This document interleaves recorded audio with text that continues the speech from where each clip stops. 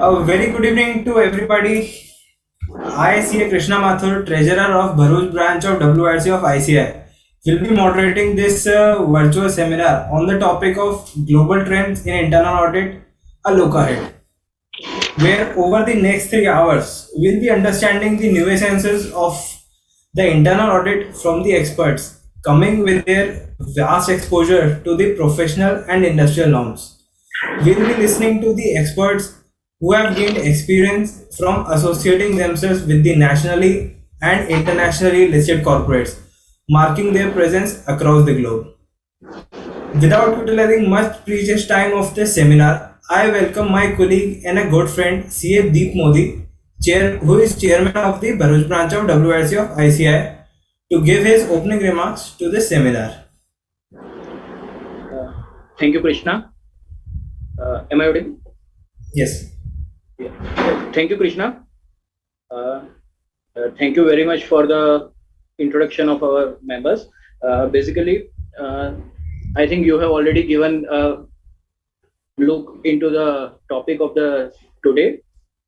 On behalf of Bharuch branch, we are very much thankful to Internal Audit Standard Board for giving us a chance to host this event. We also thank CA Charanjot Singh Nanda, CCM ICI, and chairman of the board, as well as CA Gyan Chandra Mishra. Unfortunately, they are not with us today in this session, but nevertheless, I think we will be having a good support from our team.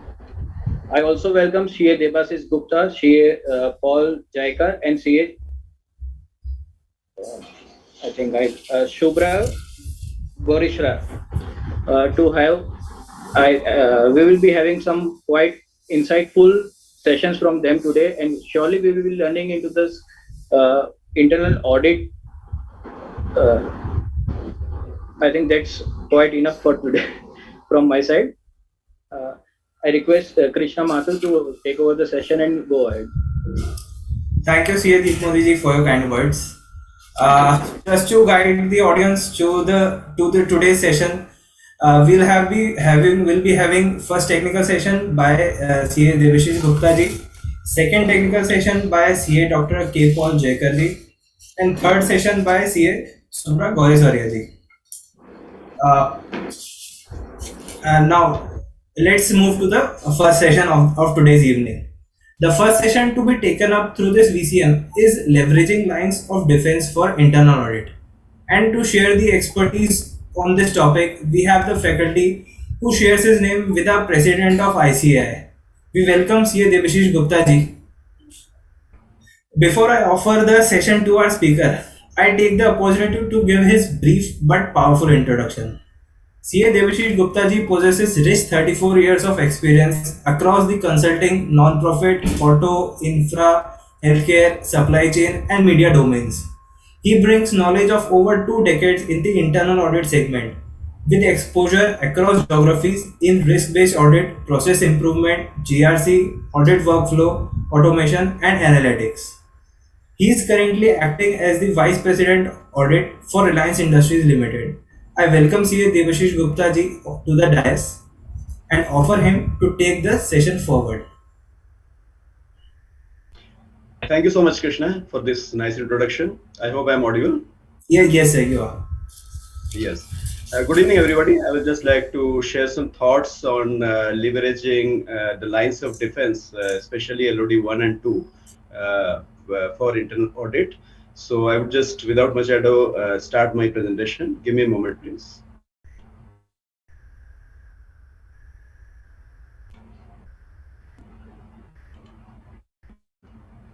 Krishna, can you please let me know when my screen is visible? Yes, sir, it is visible. You can start the presentation. Yes, sir. Yeah. Good evening. I would like to start first with a sort of anecdote or a personal history, if you like. So when I joined the field of internal audit about 2 decades back, actually, after a good many years in finance and accounts.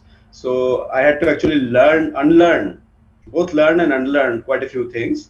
Having come from finance and accounts background, even in internal audit, my first hunch was to dive deep into the figures and numbers and start from there. However, my then mentors and also the consultants we had in the organization in which I joined audit guided me that I needed to actually understand the business first of the organization I was auditing at that point in time, and for specifically for control evaluations or control assessments, I needed to start from a certain angle. If you can see my screen, so we at that point in time used this sort of a triangle, if you will have it, of control evaluation, where instead of starting from the bottom where we evaluate the transactions and their controls and then try to derive the process gaps and accordingly go to more serious management monitoring deficiencies. What we needed to do was actually understand how the management was actually monitoring the controls which are embedded into the business and risk management systems. Then only go into the process and procedural controls. And at the final level, then only we were supposed to uh, evaluate the transactions and transaction controls. So if you see the arrow on the right, that arrow moves from up to down, which means direction of control evaluation ideally should be based on our evaluation of the management monitoring controls first at the broader level, then the process controls, and then the transaction controls. So this a kind of framework we were given at that time. I would be returning to this particular graphic in a context of LOD leveraging in a moment. So later on, we learned about the three lines of defense model. Now, this is the Institute of Internal Auditors three lines model, as they now call it. I hope this graphic is visible. Yes, sir. Right. So internal audit is concerned with the third line of defense, but broadly, what IIS says is that we are in the three lines model where in the bottom line, you see that management has two roles, which is first line and second line roles. First line is, of course, actually doing the services or actually providing the products to clients and managing risks as attendant there too. Second line are the expertise, support, and monitoring in risk related matters by certain functions which are not directly delivering those sort of activities. And third line of defense is, of course, internal audit, which carries out an independent and objective assurance activity to provide assurance on the control monitoring jobs which are being done by second line of defense over first line. Some thought leaders also add governing body as the fourth line, and some also like to add the external assurance providers and the regulators as the fifth line, but those are just stray thoughts. So we'll stick to the three lines model as we call it. But since three lines of defense is the term we have been using for quite some time, so I would just like to call it LOD and instead of just L. So that would be one change we make. So this is the model that IIA follows. When we translate this model into an actual organization structure, this is what it may look like. It's quite cluttered if you look at, because that is how the modern organization functions. So at the top there is a board of directors with a chairperson, then there is executive team with its different internal committees like financial risk committee and operational risk committee and compliance committee and these sort of things. And at the bottom, if you see, are the day-to-day risk management functions with under business and functional leaders. So there is line and functional self-verification, and I would be expounding a bit more on that in the next session. So this is the model that IIA follows.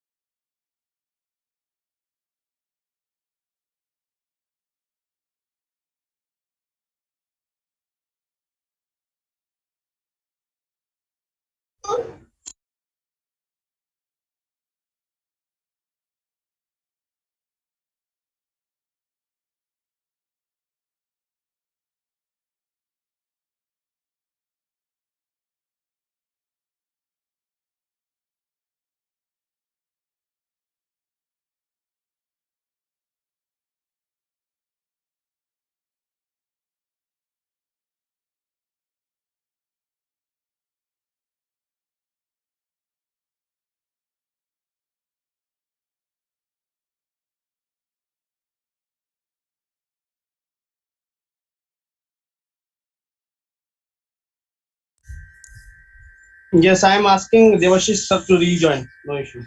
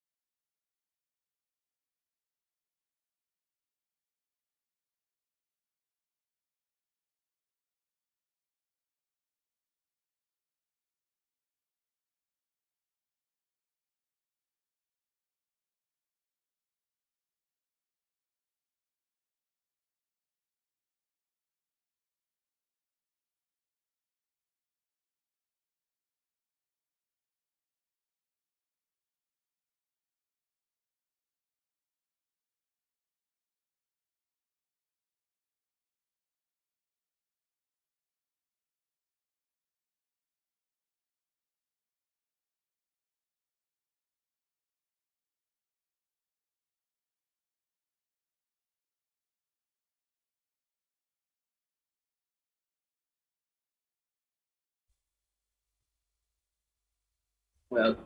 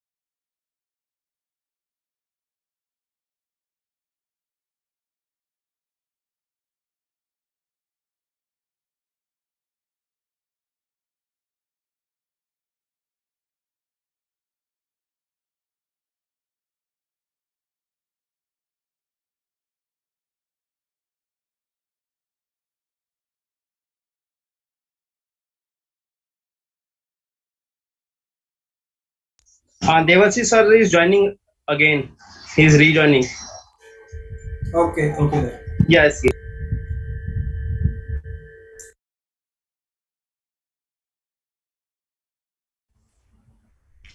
I'm sorry I got disconnected. I hope I am audible now. Yes, sir. Your audio is clear. You just I think yes. Now you're visible too. I will just share my screen again. Sorry for this delay.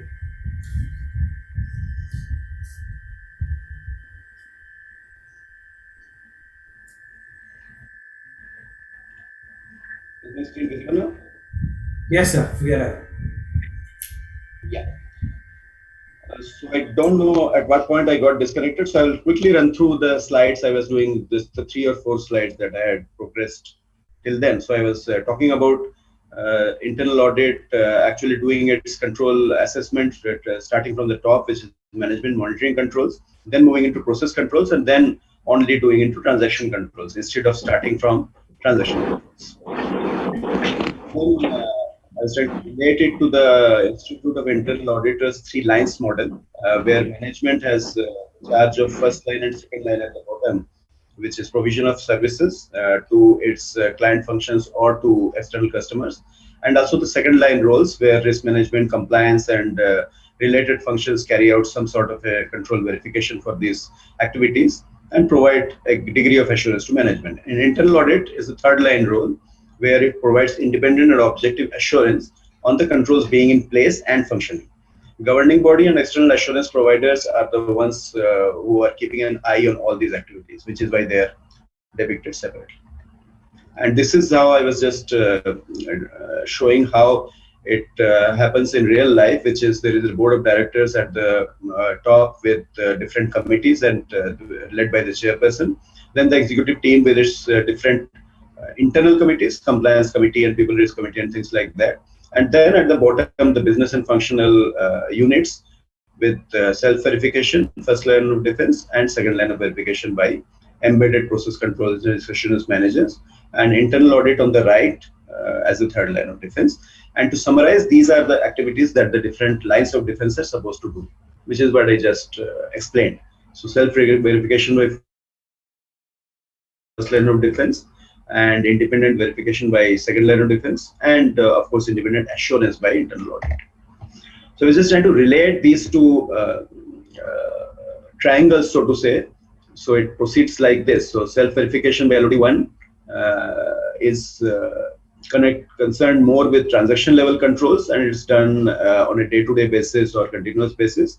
Functional assurance by LOD2, line of defense 2, by other functions like risk assurance managers, controllers, and compliance functions should ideally be concerned more with process and procedural controls concerned with those transactions. And independent assurance by internal audit should ideally focus on management monitoring controls, but that depends a lot on the existence and functioning of LOD1 and 2, and to the extent they are actually laid out there.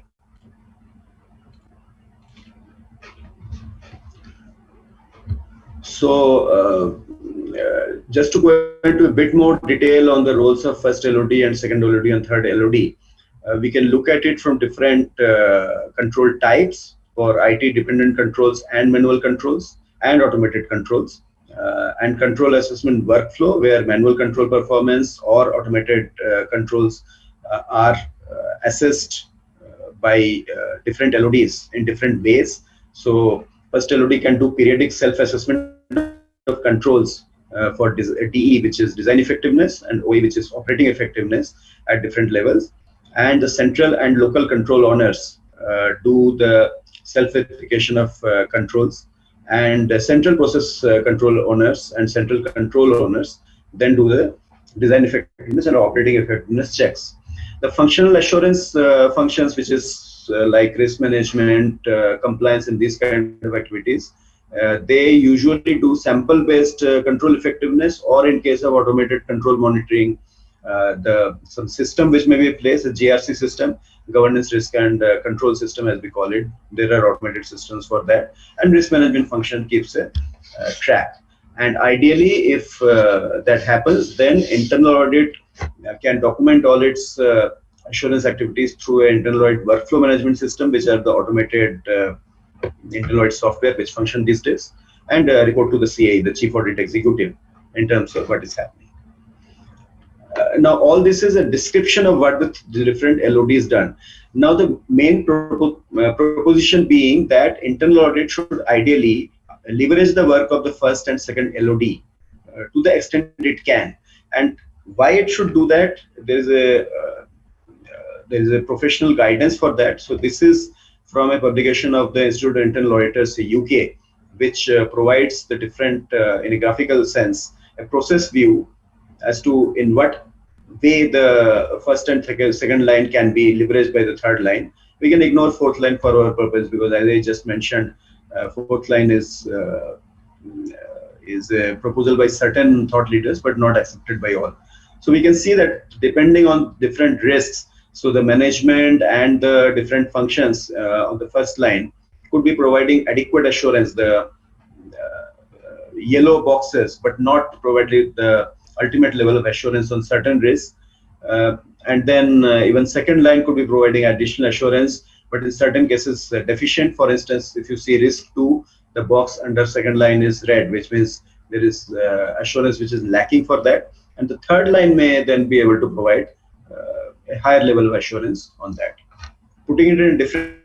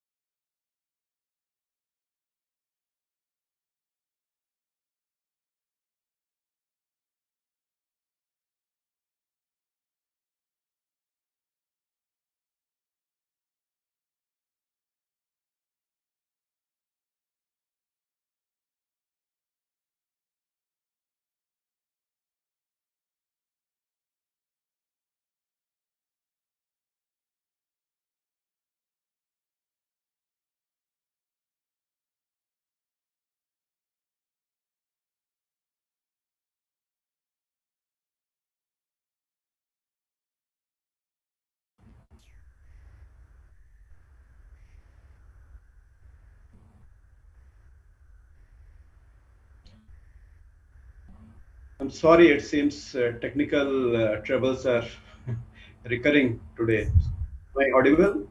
Yeah, yes, sir. You're back.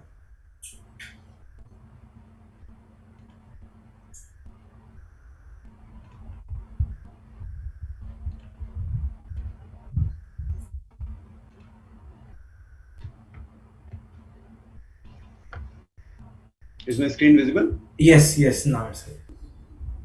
Okay. So I was just giving some details on the benefits to internal audit of leveraging LOD 1 and 2 efforts. So what it enables internal audit to do in terms of its own assurance activities is it can provide quicker assurance in terms of leveraging the efforts, so that it doesn't have to focus on all risk areas, only focus on the key controls and significant risks, and thus optimize its own efforts by prioritizing higher risk areas, and obviously provide a rational basis of internal audit resourcing also, so that it's able to provide the optimum level of assurance.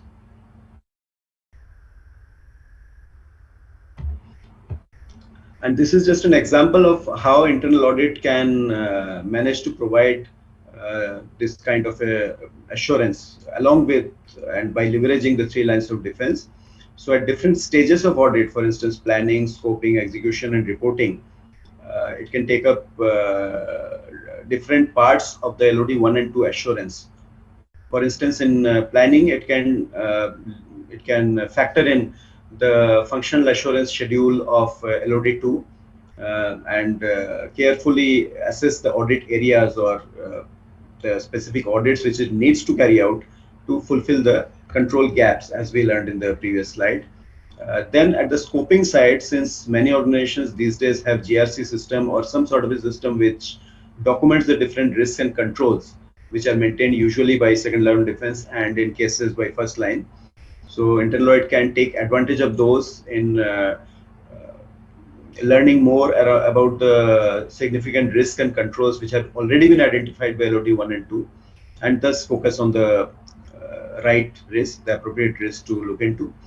At the execution level, the risk description and control descriptions are probably able to be laid out better by LOD 1 and 2, because they are closer to the business and carrying out the business activities on a day-to-day basis as part of their job. So internal audit can have better understanding of the risk and controls and just focus on that. And obviously also internal audit during execution can take advantage of the self-verification and functional assurance control evaluations already carried out by LOD 1 and 2. And reporting, of course, it can provide a composite assurance, also mentioning the assurance activities carried out by the LOD 1 and 2, so that the management gets a comprehensive view of the assurance activities.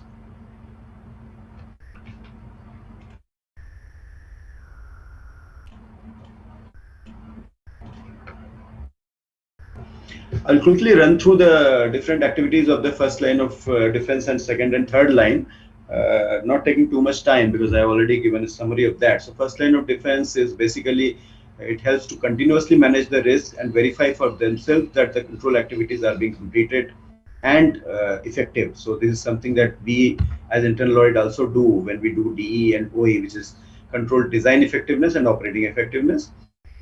And in addition, first line of defense also does self-verification. So in terms of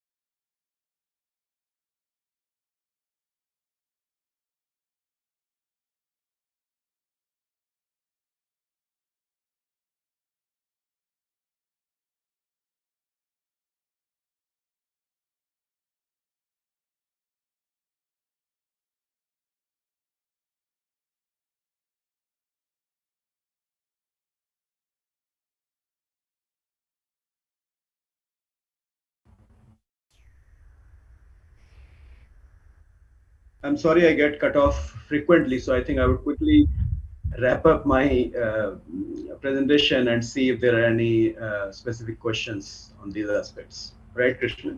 Yes, sir. I think you are not visible and right now.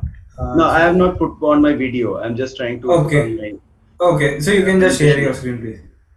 Yeah.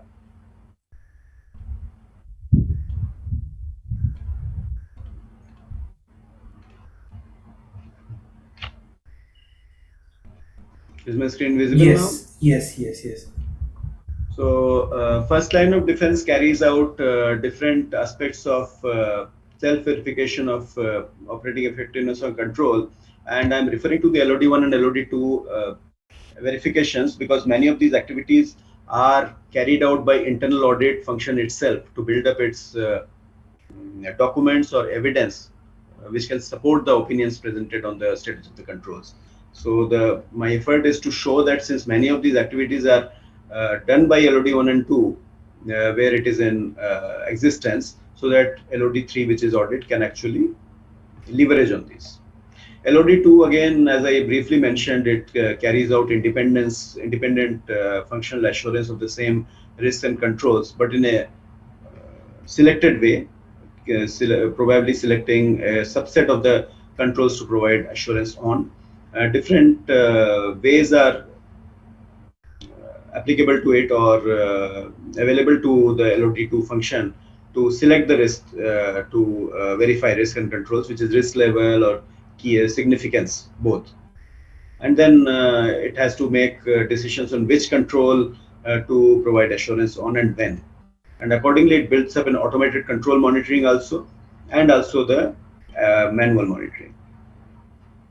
I had certain thoughts on how control assessment can function in practice. So this was one example of healthcare sector where I used to work a few years back. So if we look, the hospital acquired infections is one risk event, but then it's connected to so many causes and consequences, poor patient care and adverse customer relationships.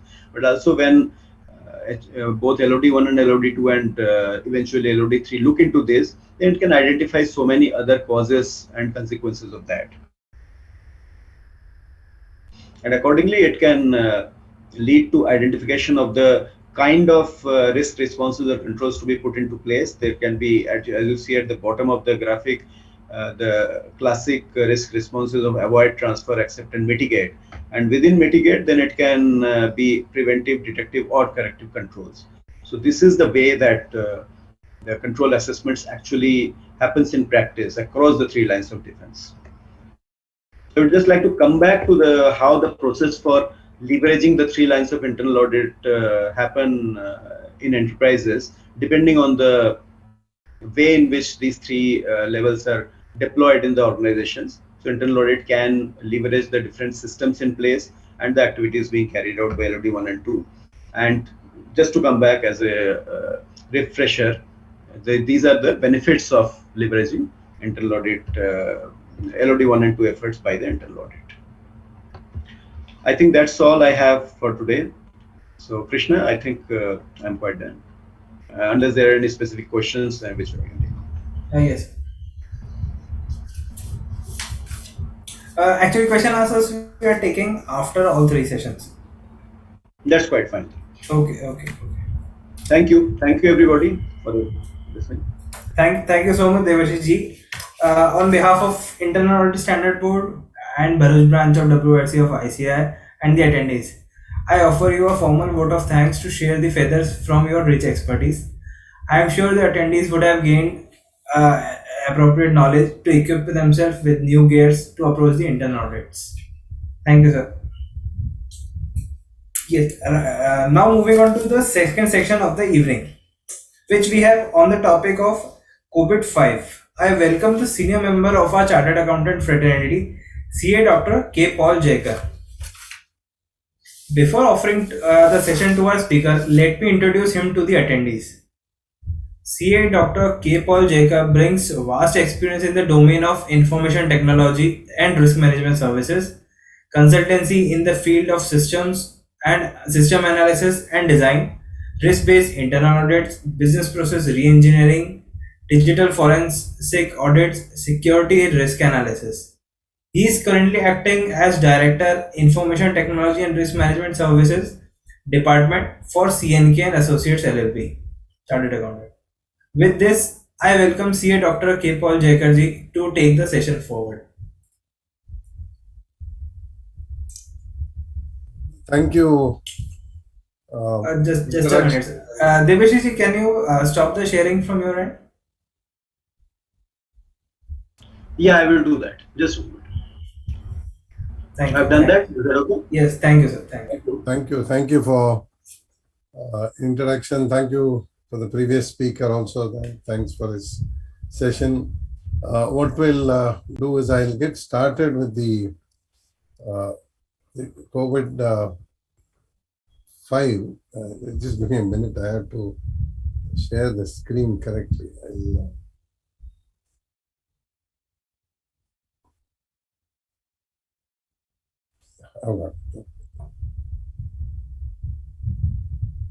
Yeah, so I think now we are able to see the screen. What I'll do is once I start, I'll just turn off the camera for the bandwidth requirements. Other than that, nothing much. And if you have any questions, of course, they'll all be taken in the room. So I'll just start off with a quick introduction to this topic for today. Now, the topic we are looking at it's called a framework. A framework is important because we have a lot of frameworks today. And in India, we have not proposed any framework, but what we do is we take these frameworks from different places. I mean, different countries, different organizations. Mostly they'd be European or American, mostly. But we do use other frameworks also. So coming back to this framework, there is a body of system accountants or system auditors called ISACA. Then they have come out with these, they have a lot of frameworks. This is one of the more popular frameworks. It's called Control Objectives for IT. And I've said COVID 5 because originally it was 4, then it became 5. Now we have another standard called this COVID 2019. I guess they were trying to update it, and then because of COVID, it didn't get updated. So I'll do COVID 5 because most of the Indian companies which deal with their foreign counterparts or are listed overseas or for their audit committee requirements, sometimes there's an IT strategy committee for those requirements, risk requirements. They stay with this COVID 5, but shifting to COVID 2019 is almost the same thing, no big difference. This is a basic introduction, so we'll just quickly run through this. There's, of course, the expansion of what COVID stands for, control objectives for information and related technologies, but information and technology, all IT technology. And it's, see the version number is 5. And if you see the date, it's a bit old. It's April 2012. So that's why the 19 came. Maybe in the next few years, we'll see a new standard. We'll have to wait for it. Paul, sir. Yes. Sir, sorry to interrupt you. Actually, we are seeing your Chrome screen and not the presentation. One minute.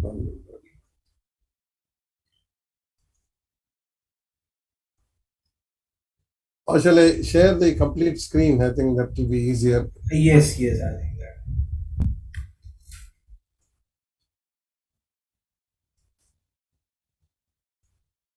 Yeah, now, I mean, something is visible. Yes. Presentation I is just now. share the complete screen, so life becomes a lot easier. So. Yes, not so. Yeah, now it's okay, no? Yes, sir. Okay, Yes. fine. Now, anything you can just interrupt me. No problem. Okay, so I was just talking about the introduction, the expansion of this term COVID, and 5 was the version. The year was 2012. We have this 2019. That's the last slide. I just quickly compared the two things. So that's the last slide. And whoever is working on 2019 or 5, you don't have to worry because they're almost the same. There are some name changes, terminology changes that the Americans and Europeans do regularly. They keep changing for the same thing, they'll give a new name. Now, if you look at this framework, there are a lot of frameworks. We are used to ISO, we are used to various ISO standards. We got this TOGAF, IDAF, we got the a lot of those are like, for instance, COVID, we got the IPPF. Different companies work with I mean, whatever is required. I mean, we don't have to do something that is not required. But IT being a very common, let's say, even small companies today, for instance, there's some fake video going around, somebody stealing money from your FASTag. It's a fake because there are different controls. So IT is there even in small things like swipe cards and fingerprint readers and so on. So what has happened is there's nothing called an IT company now. All companies have IT enabled something somewhere, or they are fully IT driven. The rest of the business has become only peripheral. This change we have to accept. I mean, there's no, I mean, you can't deny that, including our TV, whatever we are transmitting, everything is digital now. So this particular framework is aligning, or is supposed to help us to align. Why I said supposed to help is because it all depends whether we're doing it right or doing it wrong. Unless we do it right, it will not support IT strategy and business strategy alignment. Now, from IRDA, RBI, PFRDA, the TRAI, wherever the regulators are sitting, including the SEBI, that's on the corporate governance, only for listed people, listed companies, and of course, various pressures from the ISO standards and so on, even listing standards overseas. You have to first have a business strategy and then have an IT strategy and make sure they're in tune with each other. So this is the background of what is a framework. Now, if you look at the framework in COVID, they're just names, but I'll summarize it for you. We have 5 principles. Of course, not this slide, but we have 5 principles, and we have 7 enablers and 37 processes divided into governance and the management. So that's all the entire summary, but then we need to know what are those 5 principles, what are those 7 enablers, and what are those 37 processes. So we just start with a basic framework. This is not the enablers or process I was talking about. So what is COVID 5, or for that matter, any framework? First, we have a set of guidelines. They tell us, okay, follow all this, but there'll be no detail in it. So it's something like we tell a student, okay, you need a computer, but we don't specify it's a phone, a tab, it's a laptop or a desktop. All we tell him is, look, if you have Word, you can carry out something. But he's got to go find some machine which runs the Microsoft Word. That's all that he has to do. I mean, that's whoever's implementing the instruction has to do. The framework is more like a broad guideline. Then come the more difficult ones like the process description. We have the control objectives. This we are more familiar with COSO, because for every thing we do, there's a process. And all processes must have controls, otherwise frauds take place. Mistakes also take place. First mistakes, then frauds. So we got to have these two, a process and a control. Then as we learn more and more, or as the business, not the business, as the process matures, we will get maturity models. Like, is it very unstable in the early stage, or is it getting repeatable? Can it handle difficult situations? If, for instance, we are now looking at battery vehicles catching fire.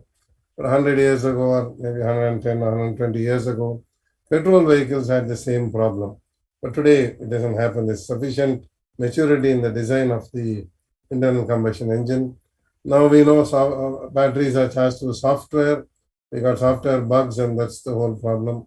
We're not maturing as it. It'll take some time. Same thing happens to organizations. So banks in India, for instance, banks, right now the income tax or GST, if you go to the insurance, or if you take telecom companies, their models are quite mature. But if you take the newer incumbents, those are coming in new.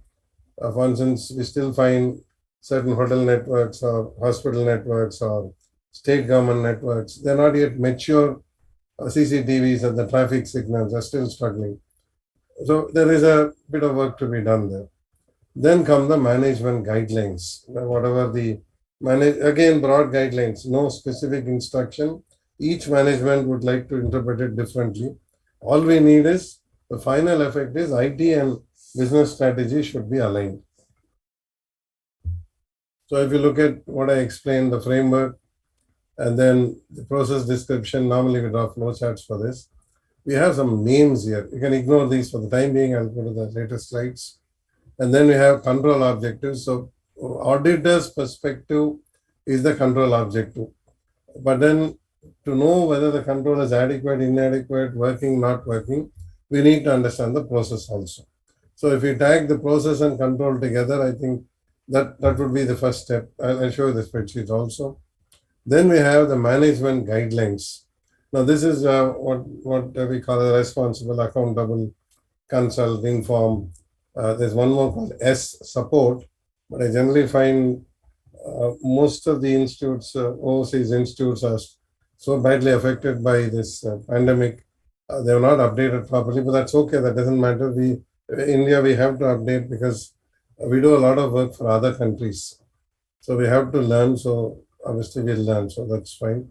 And then we have the maturity models, which are more like CMM models. Like, are we at the beginning stage, learning, making mistakes, or at the last fifth stage, where we know even if there's a surprise, we can handle it.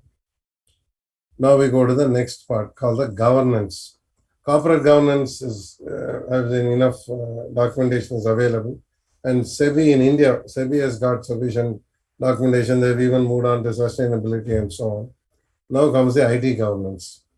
Now this is again something which the IT auditor or the system auditor or the internal auditor. Today the internal auditor does a lot of work which the external auditor will use, including cybersecurity evaluation.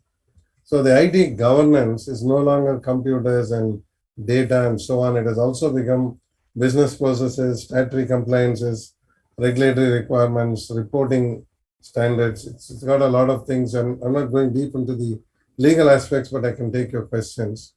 So if you look at what is IT governance, we have one is the strategic alignment that we understand the IT and the business have to go together. We understand that sometimes the government says do something. For instance, the recent certain said within 6 hours you must report a breach. Company said no, we can't do it. We need 72 hours. Fight is going on. Government says 6 hours. Companies have to align or they have to stop doing business. Then comes the value part of it. This is normally from the investors, shareholders, lenders, those kind of people. They want to see value in our governance. Then we need to manage everything. Resource includes not only people, but includes third parties. And today there are more and more third parties. We have got service providers for networking, security, antivirus. The list is endless. Then we have risk management. Of course, this is what the previous speaker told us about, the risk management and who's responsible for who's accountable and who's responsible. And risks can be of any type. See, IT is not always computer risks. It can also mean people risks. Today, social engineering is also a very big risk.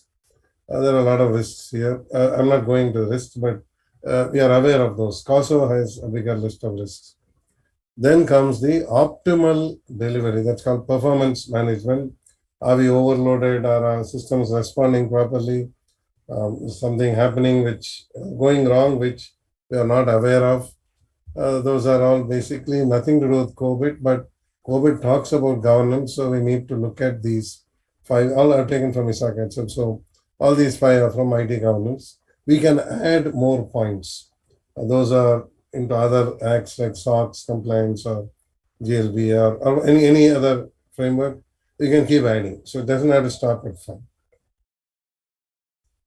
Now the question we need to answer is, do we need IT governance, or is it for only the big listed companies, or is it for the small shops which have cash registers, which read barcodes, offices, even accounting offices today, they have swipe cards for their employees or online attendance marking. Well, what happens is if you have to have a good system, we need to have good governance. And governance is difficult to define because it all depends on the management or the board or it's called the vision and mission statement. How good do we want to be? Maybe in one company, let's say they take 3 days to send you a check and everybody's happy with it. In another company, the money is credited within the next few minutes. There are customers who are happy with that. So we'll have different types of people. I mean, looking for different service delivery levels. So that's the definition. So as an auditor, you'll have to assess this with your management. We can't have something like very high standards of delivery always. What is acceptable is fine. Now I'm finding this sometimes difficult because in many organizations, the mission and vision statement is generally a ad hoc copied statement. It's not what they want to do. So we need to maybe talk to somebody, the CAE or the board, make a presentation, explain to them this has to align with the corporate governance. So this is not a isolated some quality thing we're doing. It's a part of the whatever the company is doing as corporate governance, CSR, or whatever they're doing. So, and I just put a few names here, but if you go to the internet, you'll find a lot of them. See, this one is we have got other frameworks which work together. I omitted COSO, COSO, because that's the usual framework with which COVID is aligned. Because COSO is enterprise risks and COVID is IT risks. IT risk is a subset of the enterprise risks. But I put all the others, the ITIL, the CMI, the FIR, etc. There are a lot more, ISO and a lot more. So what I'm trying to explain is, I'll show you the checklist. These are isolated for today's class. But if you probably looked at COSO in some earlier lecture and you're doing something in ISO and COVID, you'll need an integrated checklist. You may not find it on the internet. You'll have to create one. Then again, stressing on this strategy alignment, IT and business. So, and the emphasis is on risk management, which of course, basically a risk-based internal audit is all about risk management. But then risks also include, there is what is called compliances. Basic security and information governance will go into risk management. But sometimes we have extra security requirements and extra information governance. Now, for instance, the Government of India, we got the Consumer Act, we got the IT Act. Of course, the Privacy Act is going to be renamed as the Data Protection Act, which has not been passed as yet. Now we have a lot of those new labor laws coming in. In fact, all the regulators and most of the acts simply say whatever the IT Act says, you follow, including our company law, income tax law, and so on. But then, what is the security? Unfortunately, we have acts, we have rules, then we have court cases. I mean, court decisions. So the list of items which are to be secure, including web pages, you can refer to GIGW. That's the government guideline for their web pages, but it's better the private companies also follow it. Or we go to OWASP, OWASP. Now, this is not part of the routine risk management. This is something somebody third party said, and we have to do it. So this is one headache. The other one is information governance. With whom we share information. Can we give it out? For instance, a student's marks are confidential according to this ID Act and so on. Now it's called personal PII, personally identifiable information. You're not supposed to, the student gives the marks to others, that's fine, but organization to organization, you should not share. But if you take systems like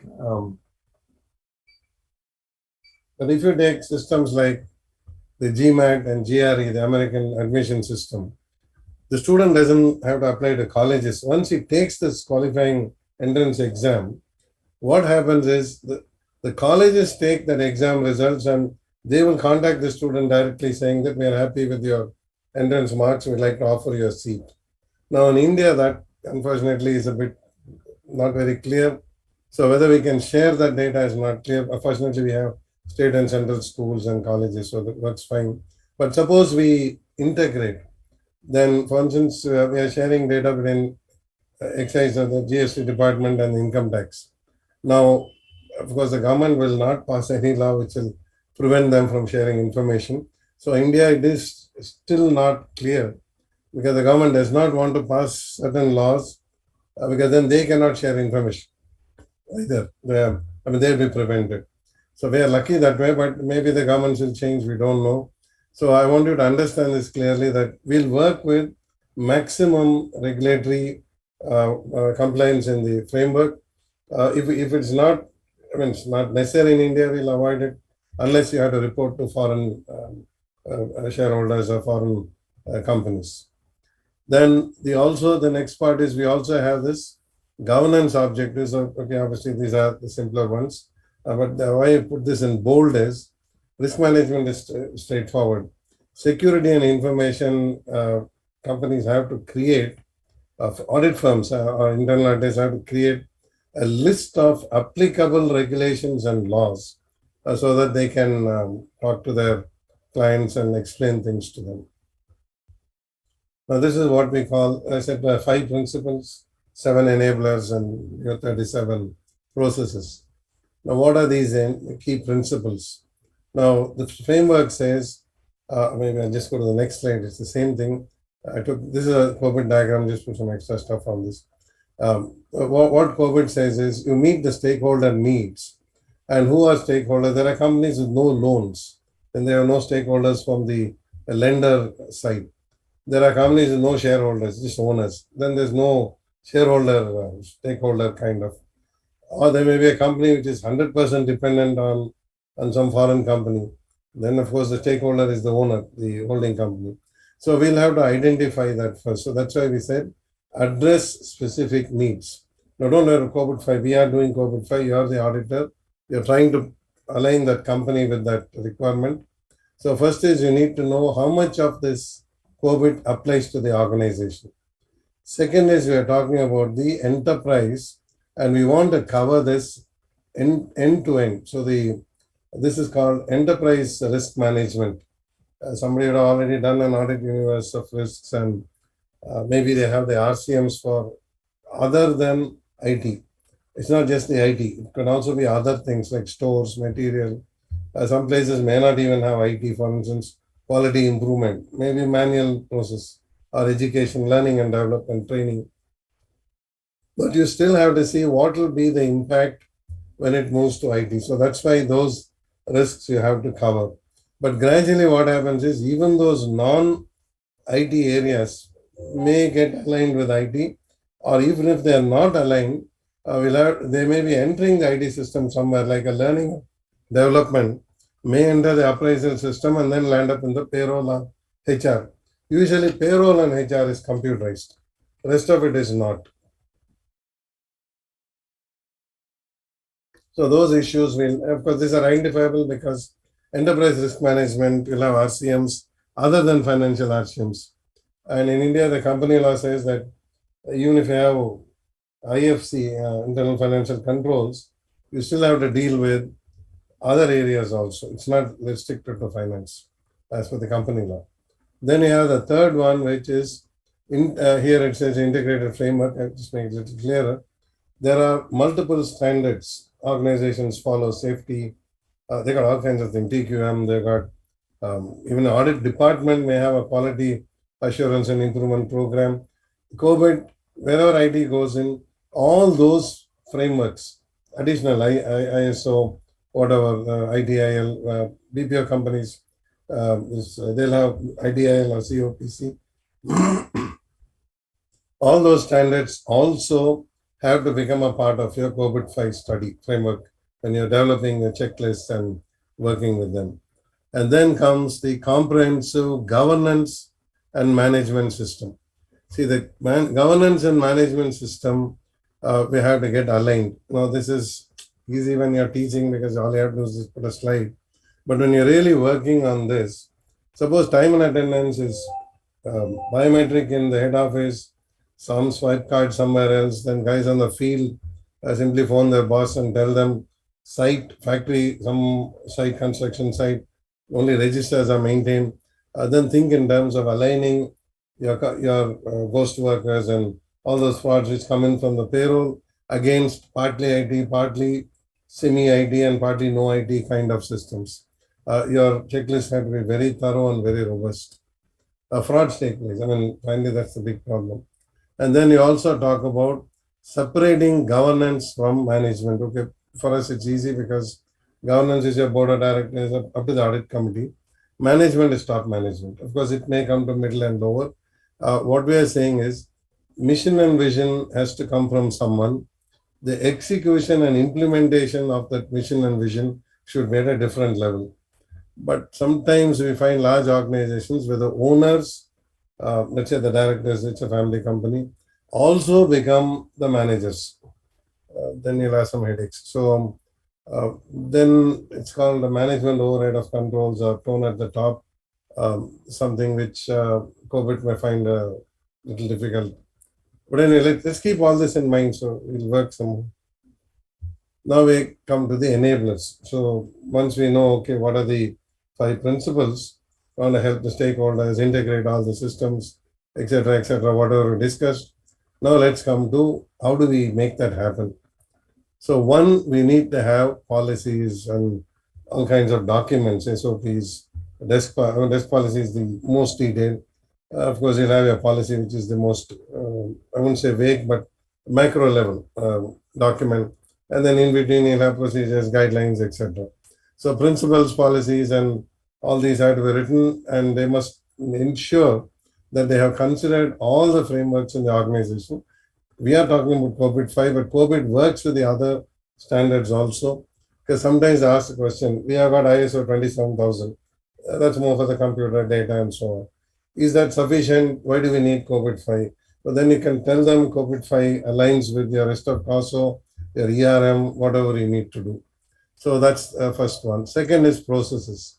Generally, these are represented through diagrams called BPMN, that is business process mapping and notation, business process. You draw some pictures and flowcharts.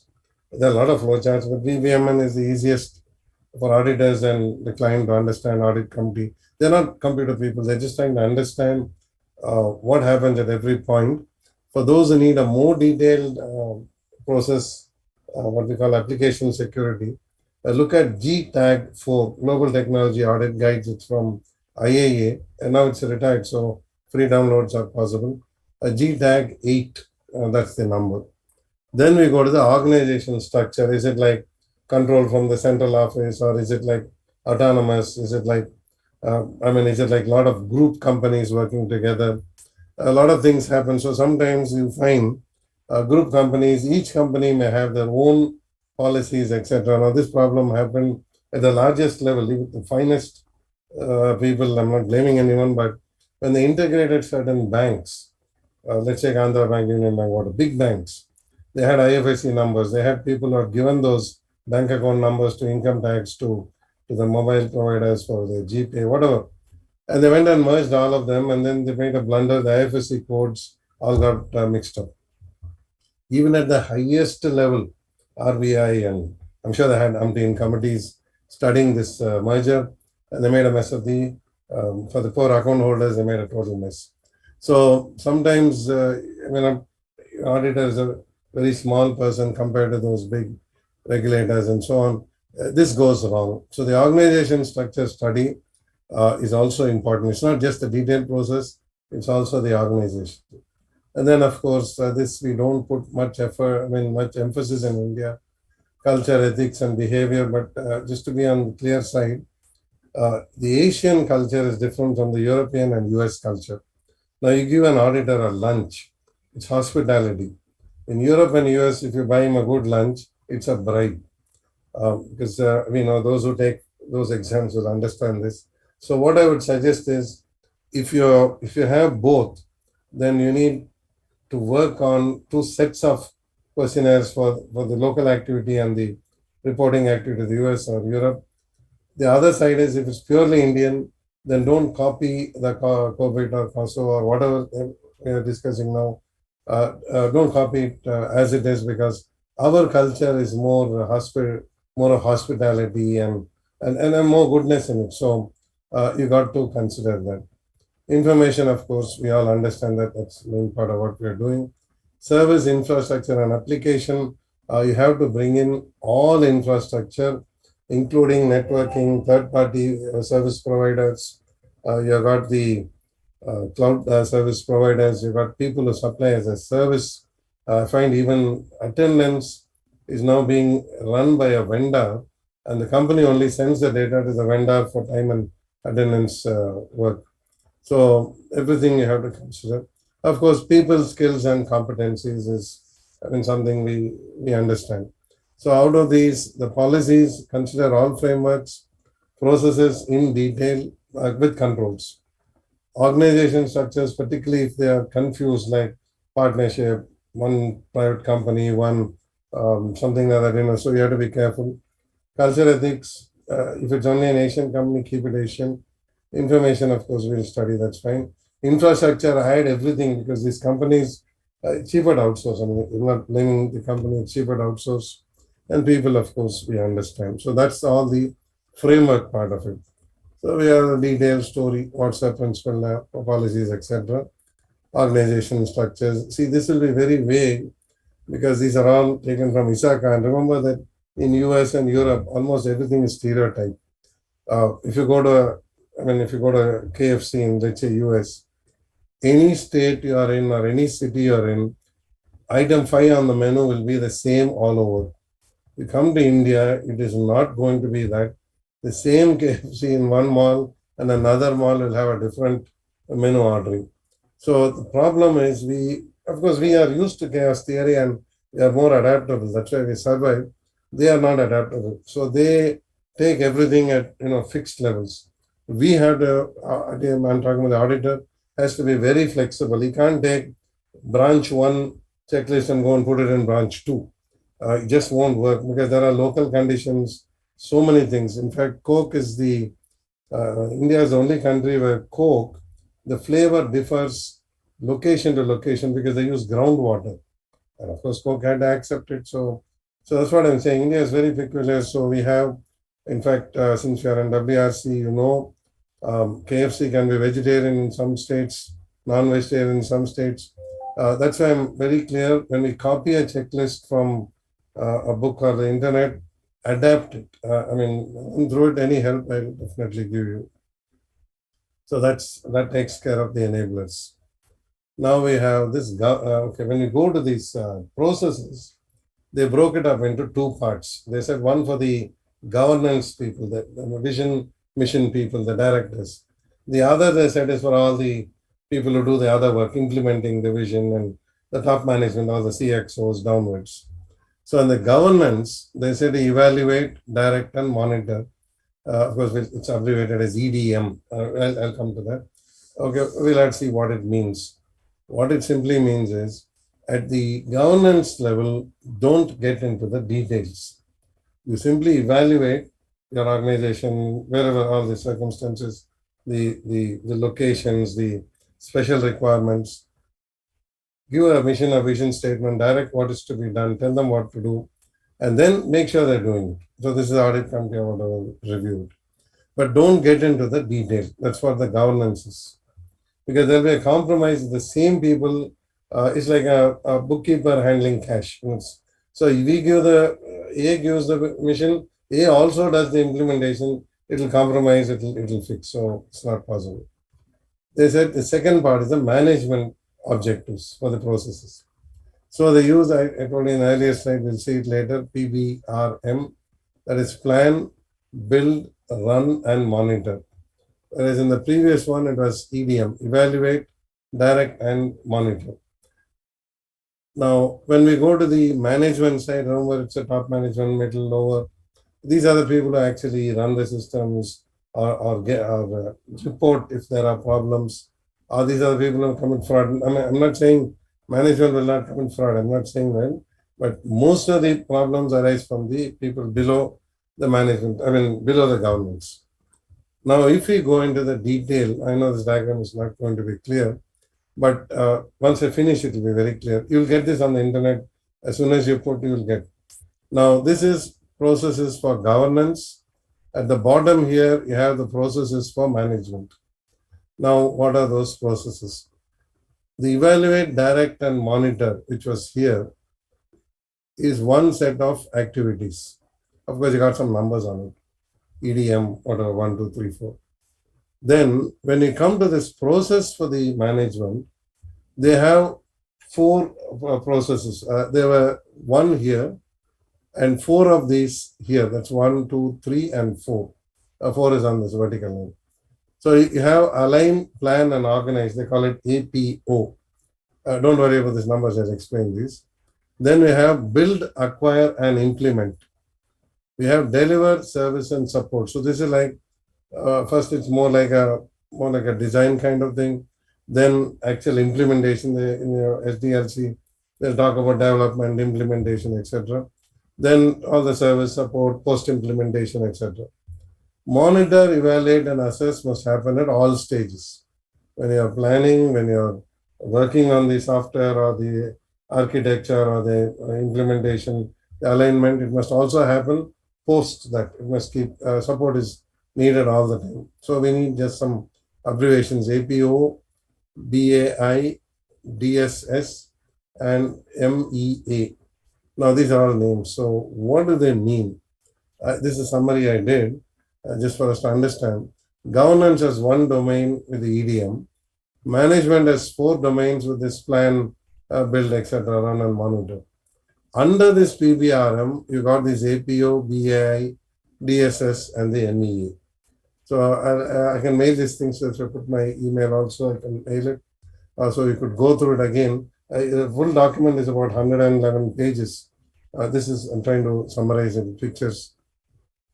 So we have the governance objectives, management objectives. We're talking processes now. These are all the processes. Every process has got a number which is identifiable.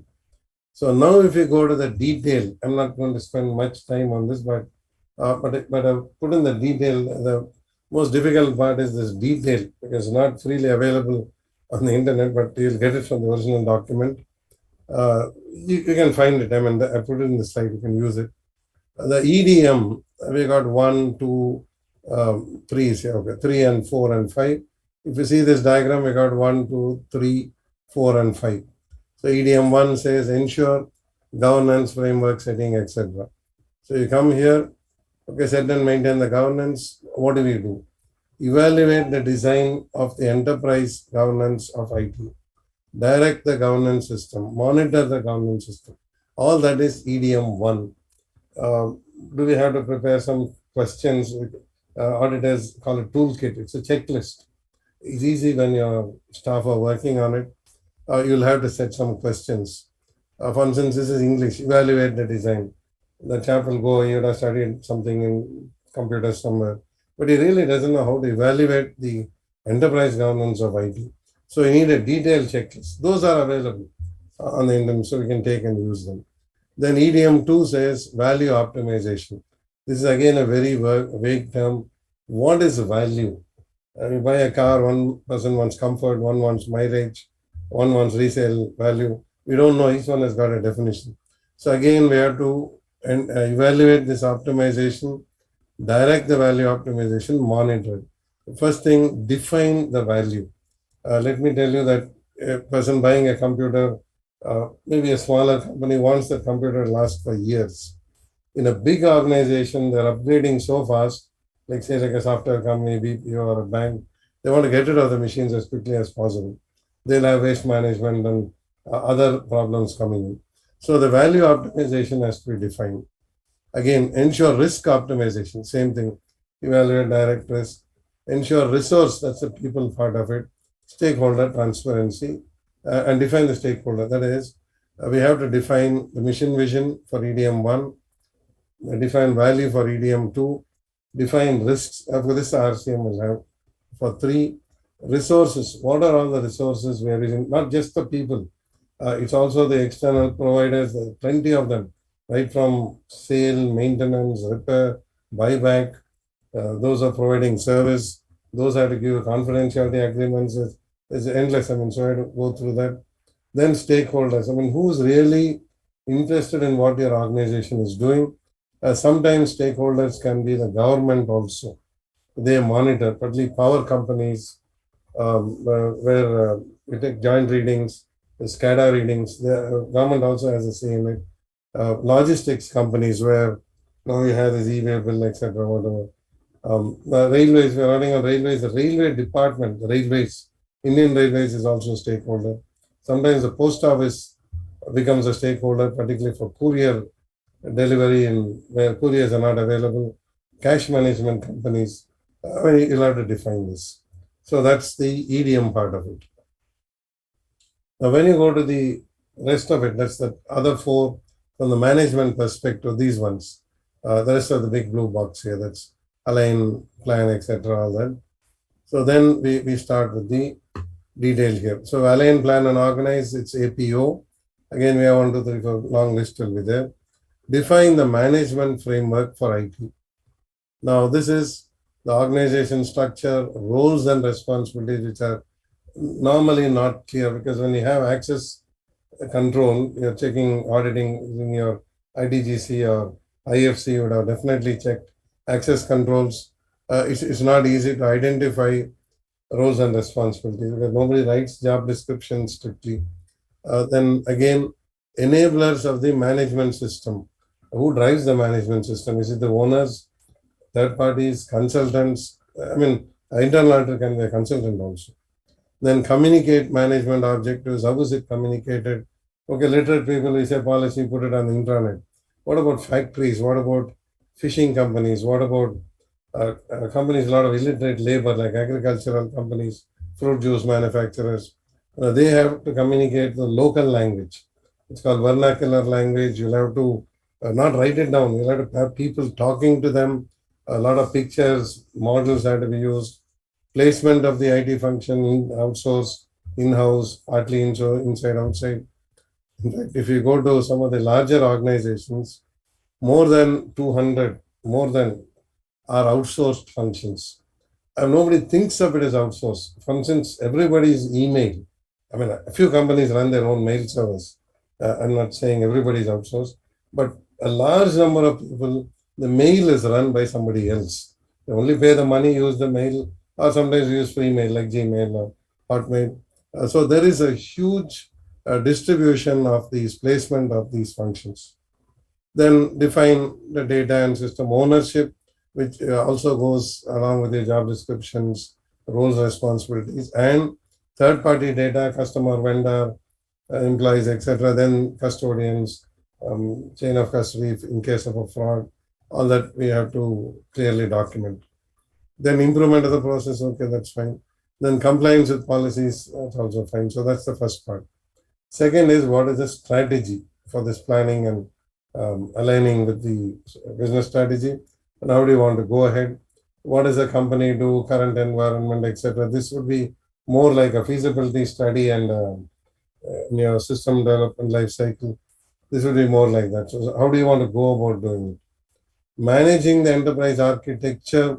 Now, this is when we say architecture, it's not only the hardware, it is also actually, that's why when you said that drawings, I said flowcharts, the processes, you can break them up into functions, not departments. Because if you take procurement, it will start at the gate, it may come for inspection, there will be returns, whatever, then that goes to accounts, then it goes to the stores, or sometimes it goes direct to production. There will be a lot of functions. So better to break up everything into functions when you do an architecture.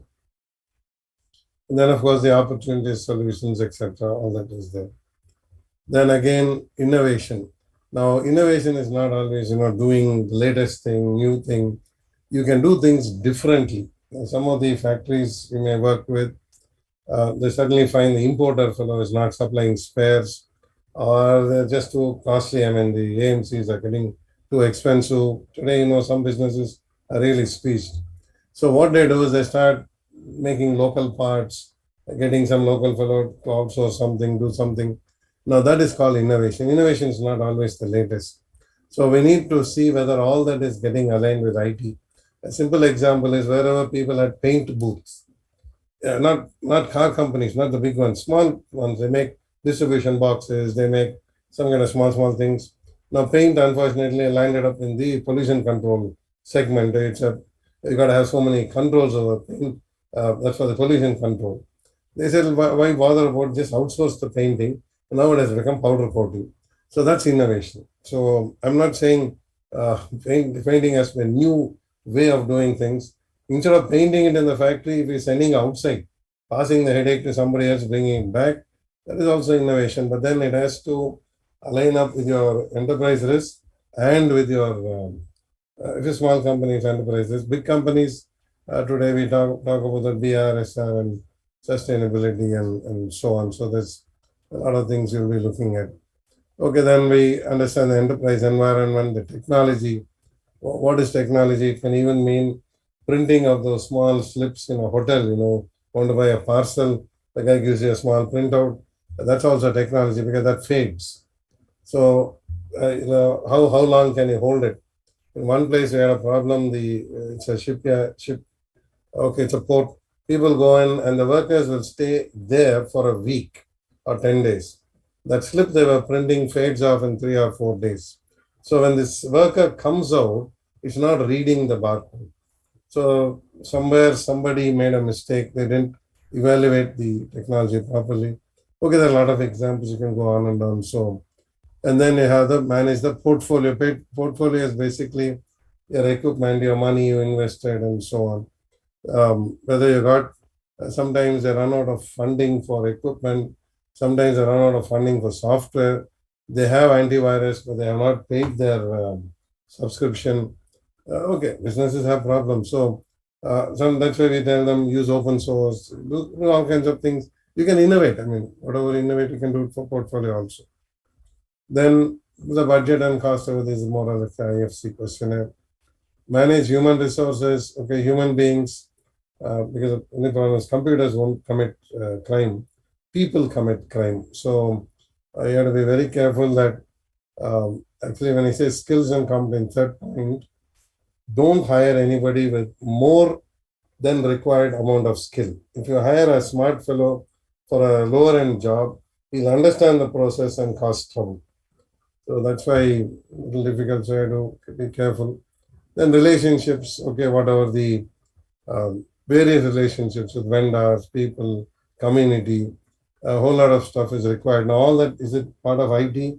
Yes, it is, because sometimes we have this waste management problem like batteries, older boards. What they do is they just donate those old computers as part of CSR to some school or someone. I mean, you got to figure things out. In India, it's not too difficult, but you can manage. But people are very difficult in India. So be careful. Service agreements, they may be fancy names, SLAs, OLAs, all kinds of names we have. But the basic point is it covering our minimum requirements? Now, if it is not covering your minimum requirements, just give some example. You can buy those firewalls. It's a equipment you buy. Now, once you buy it, after 4 years, I mean, you pay annual subscription to Cisco or FortiGuard or someone. After 4 or 5 years, he says this model is out, new model has come, so we support that. Then the company has to replace the entire firewall.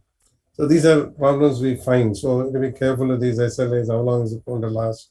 Managing your suppliers, quality, risk. So I just go a little fast. We have to finish. Okay, now we have the build, acquire, and implement. Again, I put in all the points. Those who need this thing, I'll mail it to you. You may find finding these points a little difficult, but no problem. You can take it. It's no problem. So here we have. Okay, now we're going to the next step where we actually want to implement what we planned and etc. So you manage the programs, projects, define all your requirements. It's more like a detailed requirement analysis. You can use questionnaires and checklists from your SDLC also. Then you identify and build solutions. Obviously, very few people build solutions. That buy services or buy the software. Maybe customization, yes. Then availability and capacity, very important, because we have no space problem. They say we cannot back up. we cannot keep data beyond a point. Most of them work on these 8 years. I don't know, some basically it's income tax for 8 years and 16 years. We have to look at all the other acts. For instance, an employee, you got to keep them there forever. Background checks, so many things are required. So just go through the other laws also. Then organization change, I told you this merger, selling away, shifting in-house to cloud, changing the entire ERP itself. They do all kinds of things. So then we have to, one is enabling, the other is the managing. It's called change management. Make sure everything is authorized and tracked. Then acceptance of the change. Basically, it's like testing, implementing, no mistakes anywhere, so it goes through correctly. And then, of course, what did we do? That's the knowledge management, all documentation.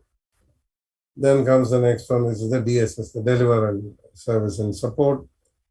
Okay, this is more on the final. I mean, we have gone through the first part, second part. Now we have implemented, we'll install it and then maintain it. So that's where the operations come. Assets includes software. That's why 5 says manage licenses. Institute guidelines says, see, ICI Institute guidelines says SAP cost has to be expensed off. It's not an asset. It runs into crores. So we have a tough time explaining to the client, but just go with a lot of those extra stuff you need to work with. You need to have 2 asset registers, one for your hardware, and they call it SAM, software asset management register, that has all your, not just the software and the licenses expired, etc. It also has the data files which don't belong to you. You're only a custodian, or probably you're just a pass-through holding it for somebody else. We need to identify that also. A lot of protection is required. Then configuration is the not just the computer, but everything for networks, storage, backup, and how end users work with their systems, etc. Okay, then we have the okay. This is the managed service request. Incidents are, as I told you, certain in one of these circulars, they say you should report a cyber break-in within 6 hours and so on. So we have to check circulars also. Now, certain is not even a regulator; it's only recommendatory. But MeitY took up that issue, and they are standing behind a certain. Then managing whatever problems, then this BCP and DRP is the continuity. Security, of course, the encryption, etc. And what happens if data accidentally leaks out? So many issues you need to look at. Then managing the business process controls. This is the monitor evaluate, the last one. And this will cover all 3 of them when you're doing the APO, the BIA, and the DSS. So you'll have the monitoring of the evaluator performance and conformance, system of internal control. Well, obviously, we all do that. And then you have to work with the compliance with external requirements, which are laws, but sometimes I told you like certain is just some regulatory authority. But like that, we have a lot of those so-called regulatory authorities who have now got the powers to go through the ministry or through another official regulator and then say you have to follow this. The list is has to be updated regularly. Try to get into some groups or web sites where these postings are done regularly, not the playful WhatsApp, but the serious sites. Some of them ask money, so obviously I have to subscribe. Now, if you look at, okay, now we are almost done with the COVID part of it. We said that we have the principles, the enablers, and the processes. Now we have, how do we go about this COVID framework? So these are the goals. They call it a goals cascade. This is Isaka's point of view. We can change the point of view. Now, stakeholder is the most important chap because he's got the maximum interest in the organization. So the drivers, the needs, we take care of that. Then enterprise goals, IT related goals, and then the enabler goals. Now, all these translate into changes in business strategy because sometimes it's not just in stakeholder, it can also be regulatory changes. That is also possible, and some technology changes. Second is we have to work with this balanced scorecard. I just leave it at that. It's one way of evaluating whether what we set out to achieve is actually happening. It's more like a quality check. It's called a balanced scorecard. It's okay, you can read it on Wikipedia, but wherever these new words come, don't get into the full theory of it. Just take the basic, what is it needed for? So tomorrow we may not use a scorecard. We can do, there's so many methods of evaluation. So it's just there, so I put it, Americans like this. Then the business goals, IT goals are supposed to get aligned. Then once your enabler and processes are there, you have complied with your COVID framework. So first you should know what people want and what you want to do, and is the environment legal, etc., allowing it technology. Then is your quality, your evaluation, quality evaluation process confirming that business and IT is related. And then, okay, fine. You identify the enablers. We got 37 of them. Enabler process, draw the flowcharts, etc. And then go in for the corporate certification.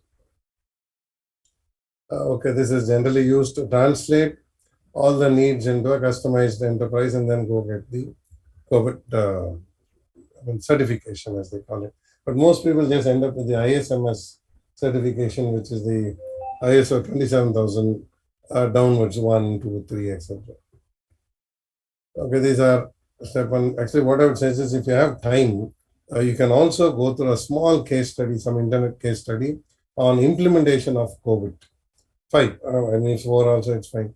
So how do they go about the implementation? So I told you to work with checklists, but you can, at a macro level, you can understand at each stage what actually happens. The planning stage, the design stage, the implementation stage, the monitoring stage, and so on. And they have balanced scorecard. I told you it's an American, they like it. Even CIA exam, ISACA, CISA exam, everybody studies it. But you can use other methods. There are plenty of methods available. Okay, so once we have gone through this, then there's something called the key management practices, which is what we saw earlier. I mean, I just mentioned. One is we talk about external compliance requirements. When you go deep down, we have IP addresses, we have networking, whatever technology, media, like cables, fiber optic.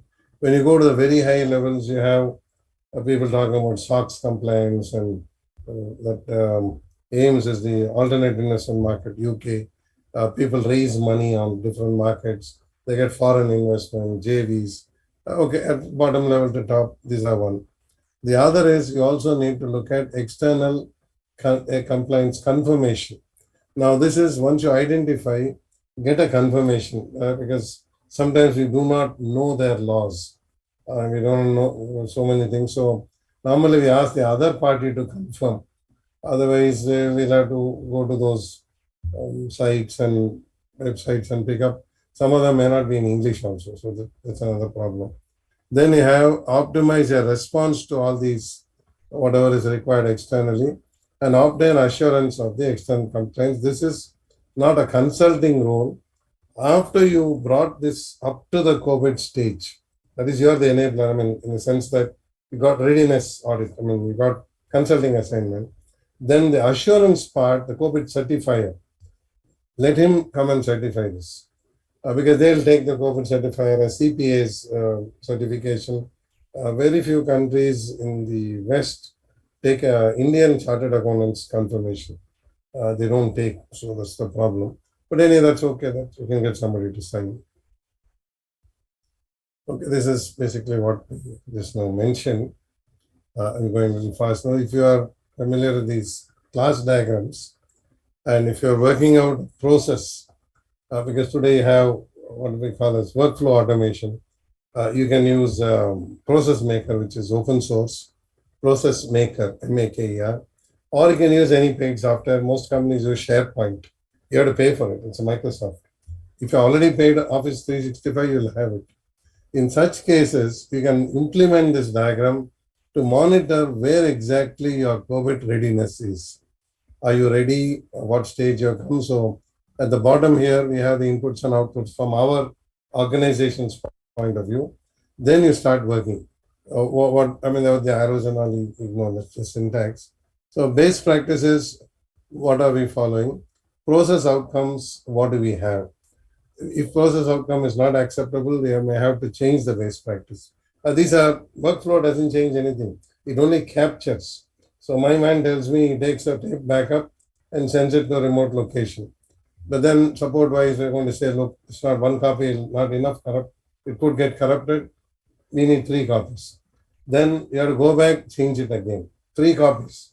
Is it going to the same location or can it go to 3 different locations? A lot of work will go on. And at some point, your COVID 5 requirements and this will align. And then, of course, you'll get your, get your certification. Okay, I just brought this 2019, but you really don't need it. But if your company is like up to date and they insist same COVID 5, but just small changes are there in the terminology, they increase the process, that's okay. And what they do is the 0 to 5, they went to the CMM level, that maturity level. The 0 is no level at all. 1 to 5, that's the important numbers. And okay, and enablers are called as components. Okay, that's fine. I mean, don't get too worried. 19 is an extension of 5. It's not like 4 to 5, COVID 4 to COVID 5. It is only an extension. Maybe after another 2 years, they'll issue the 6, but till such time, this is what they have. It's as good as your 5 from practical point of view. Or you can note my mail, and if you have anything, just send me a test mail. I can send you these documents. Before I wind up, I just share the screen again.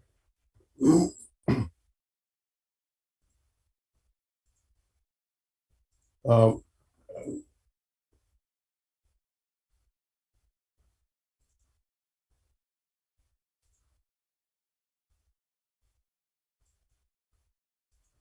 if I share the full screen and open this, is it visible? I've got a spreadsheet open which is listed below are the activities associated with each. Yes, sir. Okay. This is a spreadsheet. So basically, it's a spreadsheet. All from Isaka. Nothing. I didn't anything. We'll have to change it. I'm just using all public material, so it's free to share. There's no problem. So if you see here, I just go to one line on this because I have 3 spreadsheets. The governance area, EDM that we know, it's one also we saw. You ensure that the governance framework is all good. Evaluate the governance system, and how do you evaluate it? It's just like a COSO framework, only thing is a much smaller spreadsheet. So this is what you do. And as if you scroll down, you will get all the others. I'll just take one line that should do for us. Now the second spreadsheet, it's a slightly longer one, but you can see all the domains are here. Don't worry about 19, same as 5, except we have 40 here, we have 37. So here you can see this EDM1, etc., etc. What is the question? Who does it? Now, supposing you take this governance, is IT doing it? Others are doing it. Outsiders are doing it. They don't do it at all. Whatever. I mean, auditor does it. Or is it audited? And mostly they're talking internal auditors. So, or the COVID auditor, not the statutory auditor. So, if you fill this up, you will know what you are missing. So, which item is not done or is not audited, etc. So, this is the next spreadsheet. And the third one is you have to identify people who are responsible. So here you'll have a lot of spreadsheets. A lot of tabs, not spreadsheet, tabs.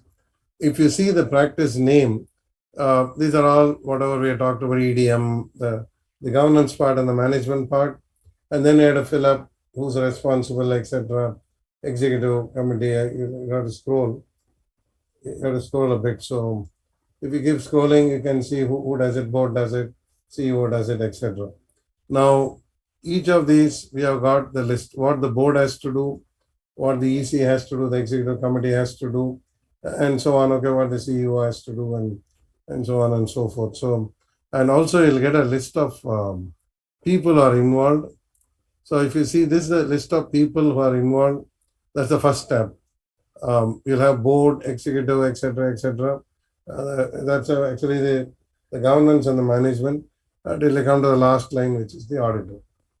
So you got everything here. These are all from Isaka. There's nothing confidential, nothing here. So it's all open source.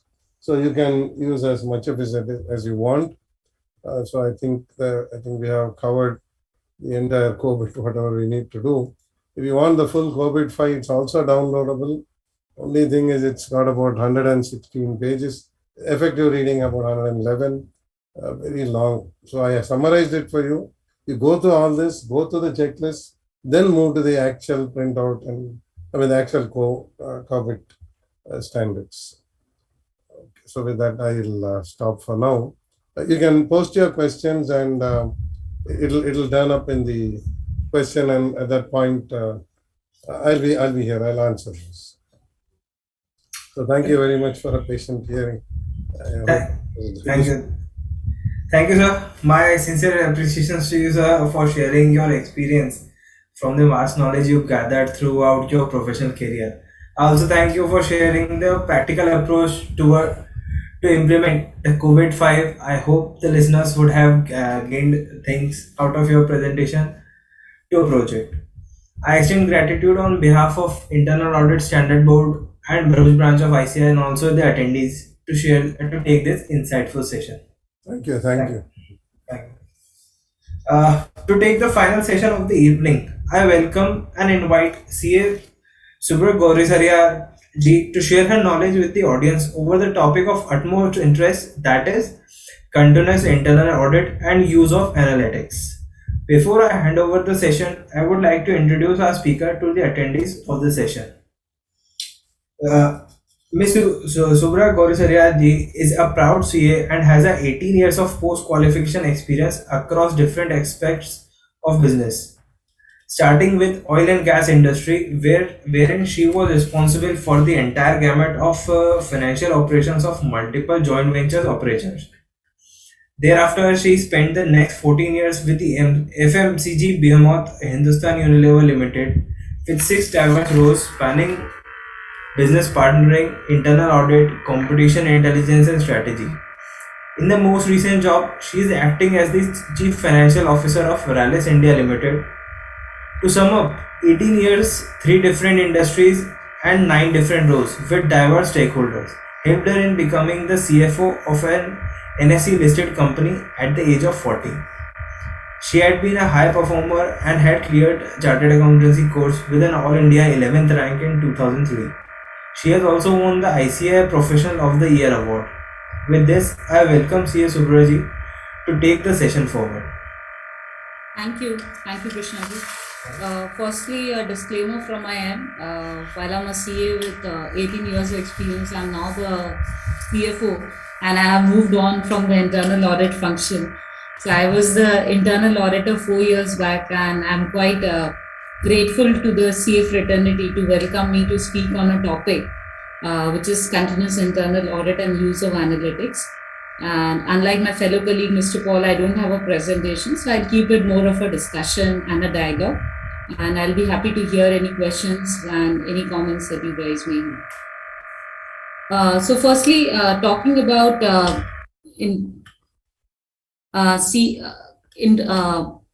continuous monitoring, continuous internal audit, I think all of us have quite well versed with that term. And in fact, we use the term quite interchangeably. I will try to use the term continuous monitoring more because I'm talking more from first and second line of defense, being now the CFO of a company, and less to talk about third line of defense. Though the terms may differ, if you look at it, the objective is the same. The objective is how do you use analytics to identify the deviations. Even if you look at the definition provided by Institute of Internal Auditors, it says continuous auditing is any method used by the auditors to perform audit-related activities on a more continuous or continual basis. So it is not about doing audit at a particular place of time. So what it is, it's actually how do you look at automated ongoing processes and activities which will require us to identify which are the data sources, collect those data, look at activities, and thereby identify, understand process, and we are able to do the audit or perform the objectives in an efficient manner. It's also most of the times it's also cost effective, and definitely it's much more exhaustive. And it enables us to make a shift from being performing audit at a particular point of time, which is much more static, to moving on to a dynamic audit-based approach. So the biggest advantage, if you think of continuous continuous audit or moving to analytics based audit is it helps us move from sample based transaction audit to help to move a shift from moving into 100% coverage of transactions. So there are several transactions which can be covered actually if you think of from continuous internal audit perspective. I would recommend that we take the Rackham approach where we first identify the risks which are automated, which are semi-automated, and which are manual, and which are the risks which are of key significance for the entity, and develop the analytics around the same. What I'll do is I'll hence cover some exceptions or some examples which will help bring forth this point. The first example that I thought I'll speak to you was on master level controls. So there can be different ways of doing it. One could be an exception based, sample based transaction, or we can use continuous analytics to identify whether any sensitive field, example, if bank account has got edited, if there's any vendor account or employee whose bank account numbers are same.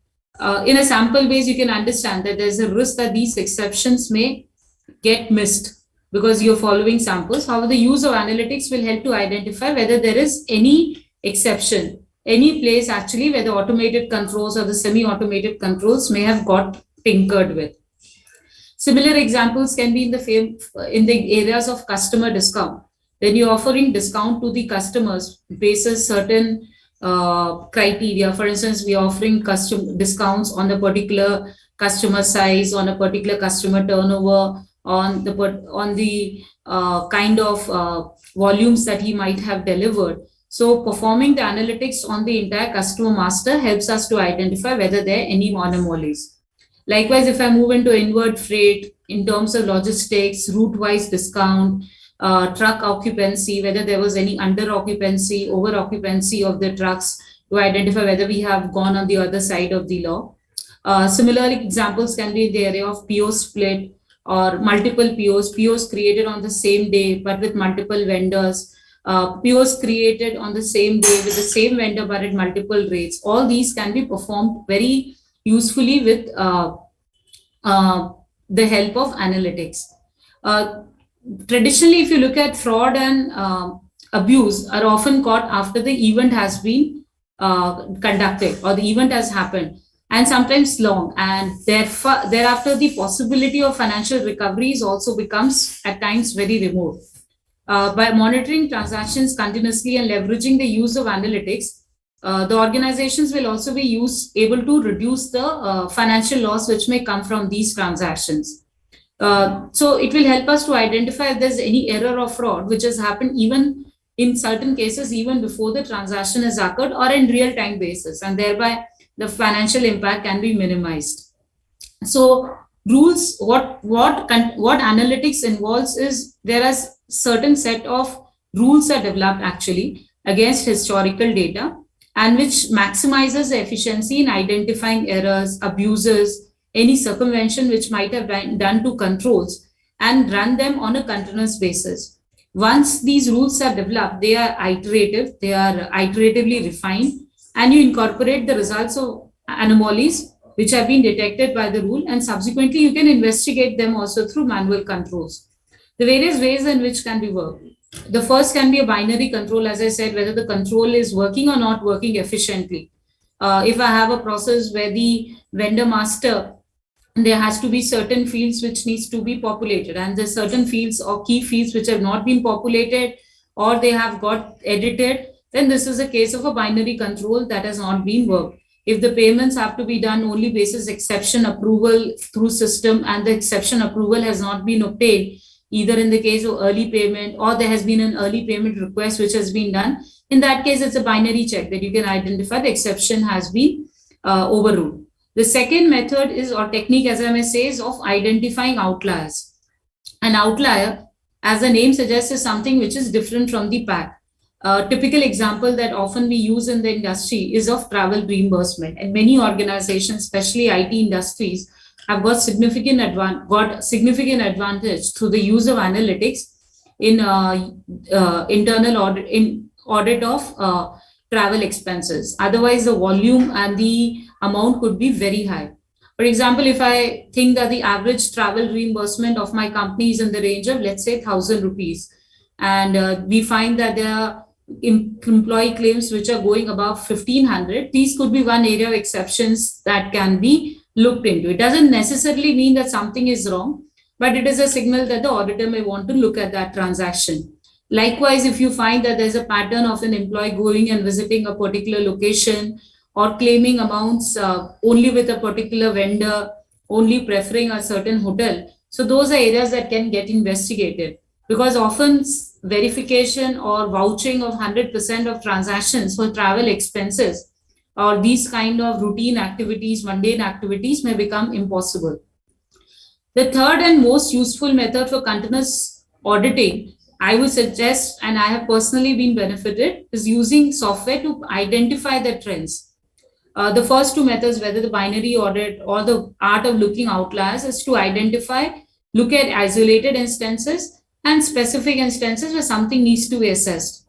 But continuous analytics helps it to quickly to and it's much more efficient way to analyze data. And continuous analytics can help you to identify the trends. To take my travel example, travel expense example forward, imagine if the travel expenses go up from 1,500 to 2,000 rupees for an organization, for any organization, and I am the approver. So I wouldn't find any exception, because I have seen only people who are reporting to me whose travel expenses come to me for approval. But if I look at overall data in a pack and I find certain patterns in it, one, it will help me identify exceptions for audit. Secondly, it can also throw up a lot of opportunities for improvement. If I'm finding in a particular pocket there are a lot of employees going for travel and there are a lot of hotel expenses, it might merit an example for me to set up a guest house. Or if I find that the hotel claims are going up, I might want to get into a rate card negotiation with them. So understanding these trends is useful both for the purpose of identifying outliers auditing as well as for the purpose of cost benefit, which will serve very important. Continuous auditing, if you look at, actually will include if not all of the following. Firstly, it's about continuous risk monitoring, some KPIs that we identify. And I said we should perhaps take the approach of Rackham, which is very useful. So you can identify the KPIs that you will monitor for each of your controls that you have put in your risk control matrix. Then you can do continuous control monitoring to them. This could be done through transactions or activity level monitoring. This will help us investigate, as I said, potentially inappropriate activities, whether it's fraud, error, that helps it to be detected. And these can be subsequently reported to stakeholders. I wouldn't recommend that we keep these rules static. So once you have found that the exceptions have got intertwined in the ways of working, it's time for us to move on to the next level of rule-based monitoring. These can be simple dashboards that can be provided to the senior management, board, and even audit committee, which helps them identify patterns and to take decisions, and to also, in a way, assess what is the kind of risk when they are signing off in any financial statements. I would obviously caution that continuous auditing can no way replace human judgment and discretion, because human judgment helps you to identify the context of process, because there are ultimately machines cannot replace human judgment, and it doesn't understand the metrics, processes, and the way it's related to. But if you combine human judgment with the power of analytics, it can potentially help us to cover a large volume of transactions in a very short period of time and identify potential weaknesses in the processes. They are able, because ultimately there's a limit to what human beings can do. And what I wanted to probably talk about is also certain examples from my FMCG experience. So what we had coined the word, and typically as auditors, we often shy from saying that we have generated value. So we often only are interested in finding if there are any frauds or errors which have happened. And what I had gone was how much has internal auditor added value, what is good for is also good for the business, what is good for, and hence how does audit work hands in hands with the business. And there was multiple areas. So if you look at an FMCG company or HUL, where I was associated, there's a vast volume of truck movements which happen, there are huge dispatches which happen on a daily basis. And to process these transactions without the use of analytics is literally impossible. So how do you use this power of analytics to identify whether the lane masters are correctly mapped, the rate cards have been reviewed, how the one lane and rate master compares with another geography, how does the rate master compare with other vendors. So multiple beautiful analytics was done and used, and it's being used for the purpose of driving value for the business. Another example that I shared with you was in travel analytics. The third example I would like to share with you is in masters. And the masters can be multiple, whether it's vendor, employee master, customer master. Again, the amount of volume of transactions and the data points we have, if we're able to use analytics to mine it, there can be very good, interesting findings that can come to the fore. I would say all of us are in a way aware of the benefits that analytics help us in terms of internal audit, but many times we shy from using it because if you sit and draw a business case, there's no business case which will serve the purpose.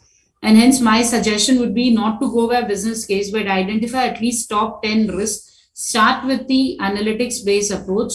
Once the value starts delivering, you will yourself be tempted to expand it to other areas. So that is what I wanted to speak more in terms of my experience and what I think is a use of internal audit and the use of continuous monitoring and analytics and internal audit, or internal, even for continuous monitoring, which can be used for by the first and second lines of defense, not necessarily only by third line of defense, for the purpose of identifying exceptions. Happy to hear any questions, any comments that you might have.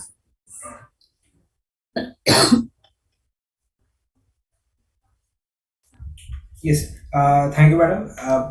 I'll just fill in the questions which I am having. The first question is more for Paul sir.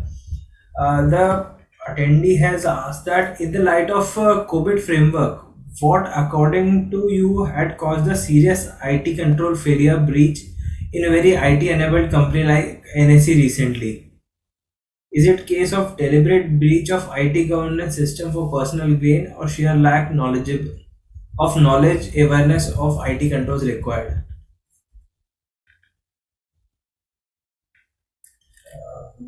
Do I have also? Okay. We'll take meanwhile. Madam, a question has been raised. Can analytics be used to raise specific issues with auditee based on materiality?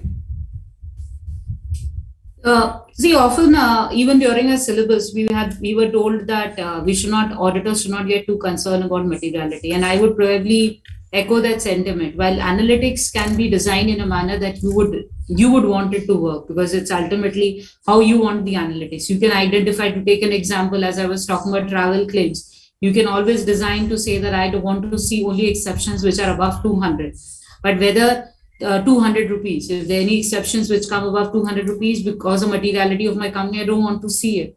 But there could be fraud which could be underlying that. So yes, analytics can be designed to also highlight exceptions above a limit. And I would say that materiality should be used in the terms of reporting.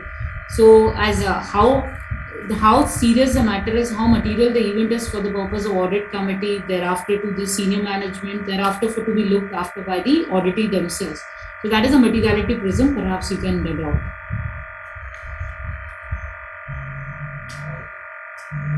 I think we have just two questions for right now.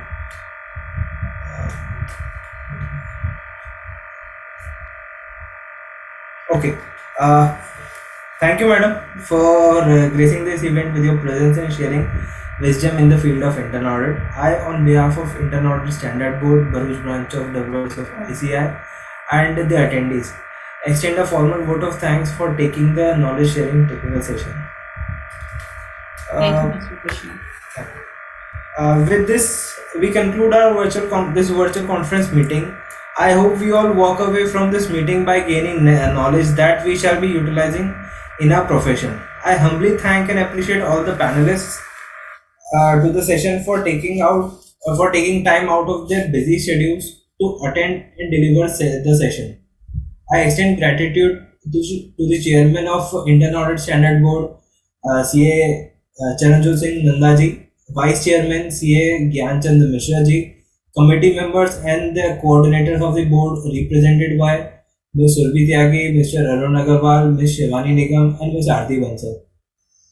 Also, on behalf of Managing Committee of Bharuch Branch of WRC of ICI, I thank the board for providing us the opportunity to host this seminar. In the end, I thank all the attendees of the session, without whom presence this session would not have been possible. Thank you everyone, take care and have a good night. Thank you.